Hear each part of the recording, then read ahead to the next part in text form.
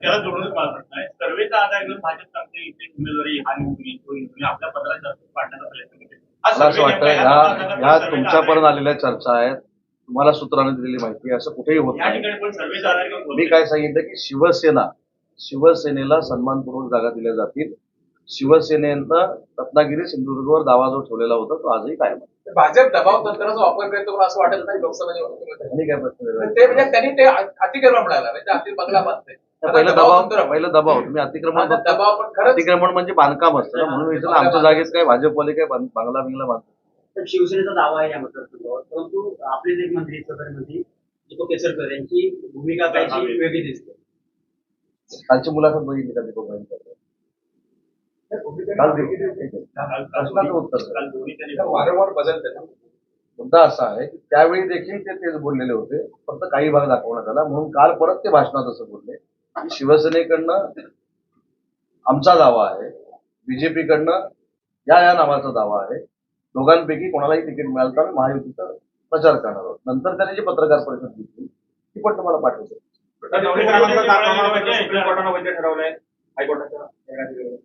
Supreme कोर्टाने त्यांचं प्रमाणपत्र वैध ठरवल्यानंतर उदय सामंत रत्नागिरीतनं काय बोलू शकणार आहे?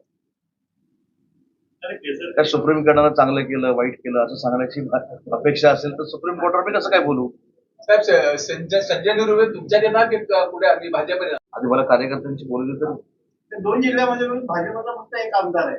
तुमच्याशी काही चर्चा त्यांच्यावर मुद्द्यावर निवड म्हणतात. या मुद्द्यावर पण होते ना चर्चा, जास्त बोलत नाही. तर 2 दिवसापूर्वी अचानक भाजपने एवढं मोठं शक्ती प्रचंड करत रत्नागिरीमध्ये त्या मागचं दादाची उमेदवारी अंतिम इशारा मला काय? तुम्ही असे किती उलटे सुलटे प्रश्न विचारले, मी विचारायला सांगितलं मला माहित नाही. माझं म्हणणं असं आहे की त्यांनी त्यांच्या पक्ष वाढवण्यासाठी त्यांची ताकद वाढवण्यासाठी जर वाहू का आम्ही महायुतीमध्ये आहोत, ज्यावेळी उमेदवार जाहीर होतील त्यावेळी सगळे एकत्र करू ना. आणि त्या महायुतीच्या बॅनरवर देखील अलिमिया काजी साहेब कदाचित मला बघायला मिळालं असेल की नाही मला माहित नाही, माझा देखील फोटो होता, दीपक केसरकरांचा देखील होता.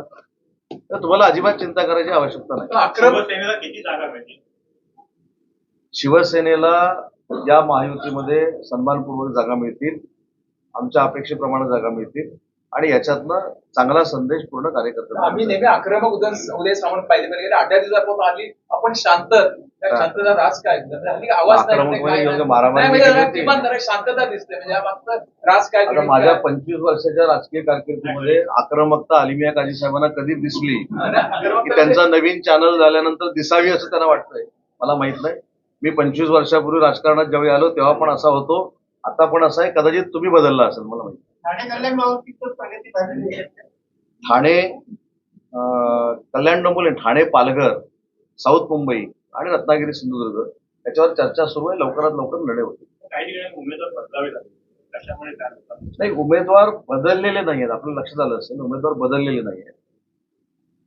बाबूराव म्हणून आमचे जे उमेदवार जिल्हा प्रमुख आहेत शिवसेनेचे त्यांना हिंगोली दिलेला आहे आणि यवतमाळ वाशिम हे जे विद्यमान खासदार होते हेमंत पाटील साहेब त्यांच्या पत्नीला त्यांचं माहेर तिथं असल्यामुळे त्यांना दिलेलं आहे.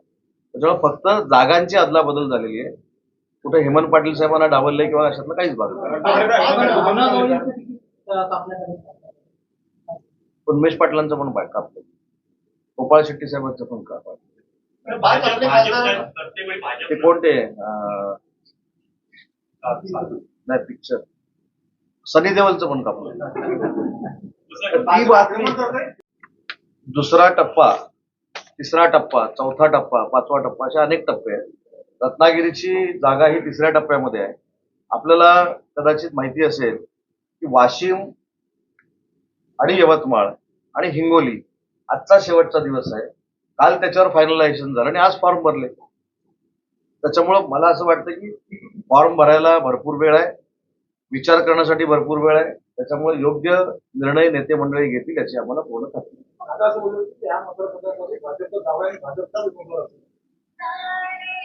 माझी पण राजकारणात आता 25 वर्ष चव्हाणसाहेब झालेली आहे.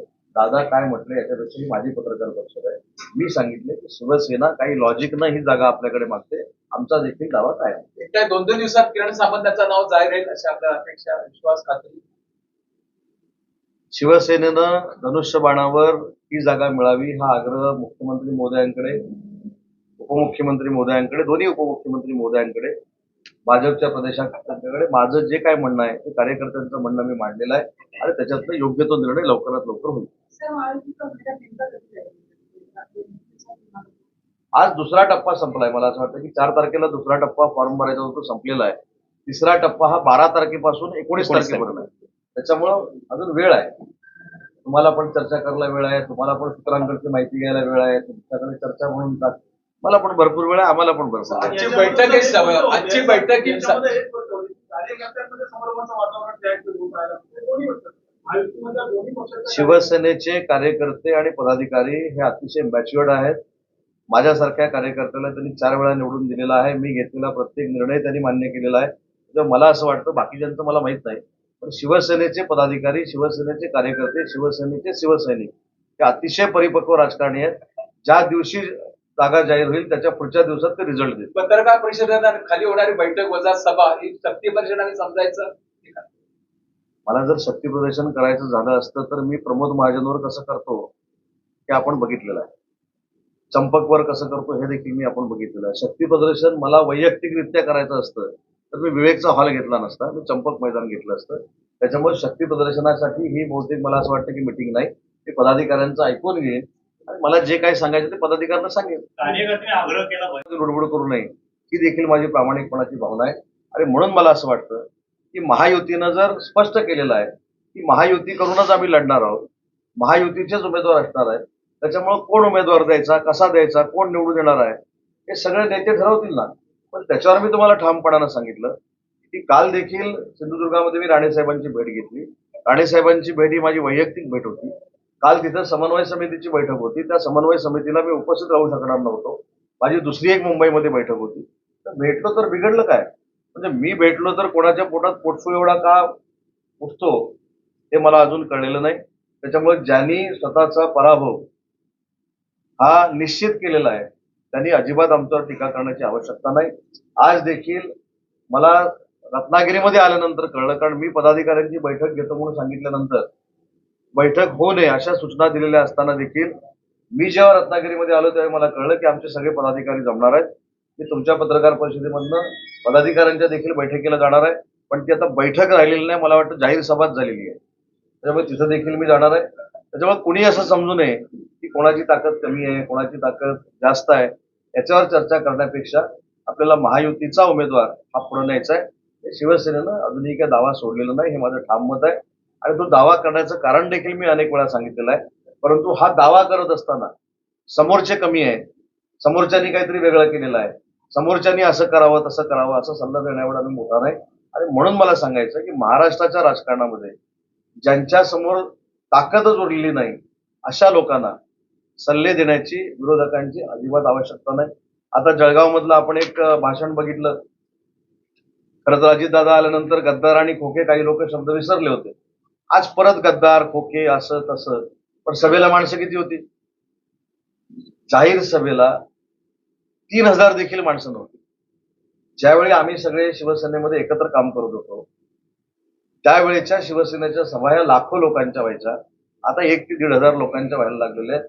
आणि त्यांना सक्षम करण्यासाठी, त्यांना मॉरल सपोर्ट देण्यासाठी ज्या पद्धतीनं शब्दप्रयोग केले जात आहेत याचा सगळा बदला मतदार मतदानातनं घेणार आहेत. आणि आजही ठामपणानं सांगतो की 45 पेक्षा जास्त जागा त्या महायुतीच्या निवडून येणार आहेत. उमेदवारी दाखल अर्ज घेतोय. 2-4 महत्वाच्या गोष्टी कालपासून ज्या महाराष्ट्रामध्ये उमेदवारीच्या बाबतीत घडल्या त्याच्यामध्ये आमचे विरोधक जे आहेत, म्हणजे असंतुष्ट लोकांची जी आघाडी आहे, या आघाडीकडनं काही आरोप प्रत्यारोप केले जात आहेत. त्याच्यामध्ये काही आम्ही उमेदवारी जी बदलली त्याच्यावर देखील काही लोक आक्षेप घेत आहेत. परंतु त्यांचा शिवसेना पक्षाशी, भाजप पक्षाशी आणि राष्ट्रवादी काँग्रेस पक्षाशी काही संबंध नाही. अशी लोक त्याच्यावर आक्षेप घेतात आणि टीका टिप्पणी करतात. मला पहिलं हे स्पष्ट करायचं आहे की ज्या निवडणुकांचे उमेदवार जाहीर होत आहेत हे शिवसेना, भाजप, राष्ट्रवादी काँग्रेस पार्टी आणि आमचे जे अलायन्सचे सगळे पक्ष आहेत त्यांच्याशी चर्चा करून समन्वयानंच उमेदवार जाहीर होत आहेत. 48च्या 48 मतदारसंघामध्ये उमेदवार जिंकले पाहिजेत यासाठी उमेदवाराची असलेली ताकद, उमेदवाराचं असलेलं वलय, त्याचा असलेला राजकीय आवाका असे तिन्ही पक्षाचे नेते बसून चर्चा करतात आणि त्याच्यानंतरच उमेदवारी जाहीर केली जाते. अलायन्समध्ये निवडून येणाऱ्या उमेदवाराला प्राधान्य देण्याची भूमिका ही तिन्ही पक्षाची आणि आमच्या मित्र पक्षांची आहे. आणि म्हणूनच मला असं वाटतं की काही लोकांच्या पोटामध्ये पोटसूळ उठलेला असेल. काल कल्याणची जागा आमच्या एका भगिनीला मिळाली, त्याचं आम्ही स्वागतच करतो. त्यांचा अपमान करण्याचा काही प्रश्नच येत नाही. त्या देखील अतिशय चांगल्या पद्धतीनं राजकारणामध्ये काम करतायत. पण त्या उमेदवाराच्या निमित्तानं मला एकच प्रश्न विचारायचा, ज्या डरकाळ्या फोडल्या होत्या की एकनाथ शिंदे साहेबांच्या विरोधामध्ये मी उभा राहणार, डॉक्टर शिंदेच्या विरोधात मी असं करणार, त्यांचं डिपॉझिट घालवणार, ते सगळे वाद गेले कुठे? महिला उमेदवारांना निवडणूक लढवू नये या मताचे आम्ही नाही. त्या चांगल्याच कार्यकर्त्या आहेत, ते चांगल्या पद्धतीनं त्या ठिकाणी निवडणूक लढवतील. परंतु 2 महिन्यापूर्वी जे येऊन पत्रकार परिषद घेत होते, पत्रकार परिषद घेऊन सभेमध्ये सांगत होते की डॉक्टर श्रीकांत शिंदेच्या विरोधामध्ये आम्ही निवडणूक लढणार आहोत, ते गेले कुठे? त्यांना शोधण्याची वेळ आलेली आहे. आणि ज्यांना उमेदवार सापडत नाही, ज्यांचा पंतप्रधान पदाचा उमेदवार जाहीर झालेला नाही, त्यांनी आमच्या अलायन्सला सल्ला शिकवण्याची काय अजिबात आवश्यकता नाही. आमचे सगळे नेते, दिल्लीतले नेते असतील भाजपाचे, शिवसेनेचे आमचे मुख्य नेते असतील, अजितदादा असतील, हे सगळे सक्षम आहेत आमचे निर्णय घ्यायला. त्याच्यामुळे आम्हाला कोणाच्या सल्ल्याची देखील आवश्यकता नाही आणि कोणाच्या मार्गदर्शनाची देखील आवश्यकता नाही. दुसरी महत्वाची गोष्ट की तिन्ही नेत्यांचा संकल्प आहे की आम्ही 45 पेक्षा जास्त जागा या महाराष्ट्रातल्या जिंकू आणि त्याच्यासाठी चाचपणी होते, त्याच्यासाठी तिकीट वाटपाला वेळ लागतो. कारण आमच्याकडे तिकिटासाठी गर्दी आहे. ज्यांच्याकडे ओसच सगळं पडलेलं आहे तिथं ते कोणालाही तिकीट देत आहेत, तिथं तिकिटाचं कॉम्पिटिशन असण्याचं काही कारणच नाही. आणि म्हणून सुरुवातीला जे मी सांगितलं, सगळे जे सर्वे येत आहेत किंवा जनतेचा जो कौल आहे तो नरेंद्र मोदी साहेबांना पुन्हा एकदा पंतप्रधान करण्याचाच कौल आहे आणि ते पंतप्रधान होतील त्याच्यामध्ये कोणाच्याही मनामध्ये, इव्हन पत्रकार बांधवांच्या मनामध्ये देखील दुमत असणार नाही. आता प्रत्येकानं प्रत्येकाचा उमेदवार जाहीर केला पाहिजे. आमचा उमेदवार कोण आहे, आमचा उमेदवार आम्ही का जाहीर केला, का दुसरा जाहीर केला, याच्यापेक्षा तुमचे उमेदवार हे आमच्यासमोर सक्षम तरी उभे करा. ते सक्षम उमेदवार शोधा. त्याच्यामुळे स्वतःच्या पक्षामध्ये त्यांनी लक्ष घातलं पाहिजे. दुसरी मला एक काही नेते मंडळींना विनंती करायची आहे की काल जेव्हा मी नागपूरमधनं असं सांगितलं की 8 आमदार हे माझ्या संपर्कात आहेत, तर एका नेत्यानं माझ्यावर टीका केली. मी आजही जाहीरपणानं सांगतो की वैयक्तिक टीकेवर येऊ नये. मी देखील तुमच्याबरोबरच काम केलेलं आहे. फक्त मी संयमी आहे, याचा अर्थ हातबल नाही. मी वयाचा मान राखतो. वयाचा मान राखून काही गोष्टी